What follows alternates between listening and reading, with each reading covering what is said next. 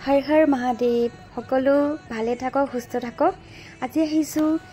টিলিঙা মন্দিৰলৈ আজি মৰ্নিং ভিডিওটো মন্দিৰৰ পৰা ষ্টাৰ্ট কৰিছো দেই তো ইয়া দেখিছেনে বতৰ ইমানে বেয়া জানেনে তো বতৰ বেয়া কাৰণে যেটো আজি মানুহ ইমান নাই বাৰু আনকালে পুৰা ভিৰ হৈ থাকে ইয়াত আৰু যি সকল অহা নাই এবা আহিব বহুত ভাল লাগে হসাই টিলিঙা এটা বান্ধি থৈ যাব মনৰ আশা নিশ্চয় পূৰণ হ'ব মই পিছে ইয়ালে আহি থকাই হয় বাৰু তো ইয়া ধুনীয়াকৈ গাড়ীখন পাৰ্ক কৰি মেলি এতিয়া আমি নামিম আৰু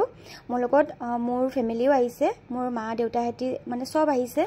তো এয়া দেখিছেনে এতিয়া সোমাব লৈছো মন্দিৰলৈ নন্দী মহাৰাজে মোক দৰ্শন দিলে দেখিছেনে ইমান ধুনীয়াকৈ তো মই এতিয়া ইয়াত সোমাই মেলি ভৰি হাত ধুই মেলি তো মই মন্দিৰলৈ সোমাম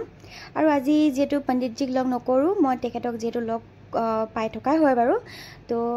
হে বাহিৰতে চাকি এগছি ইয়াৰ পৰা যাম আৰু ধুনীয়াকৈ এটা ওলাম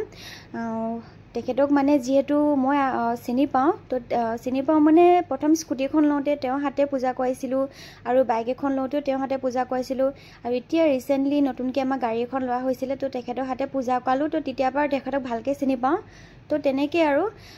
তেখেতে পূজা কৰে ধুনীয়াকৈ আৰু আমি ইয়াতে আহোঁ কিবা এটা আনিলে মানে আৰু নতুন বস্তু এটা ল'লে চিধা শুভ কাম কৰিলে এওঁ ওচৰলৈকে আহোঁ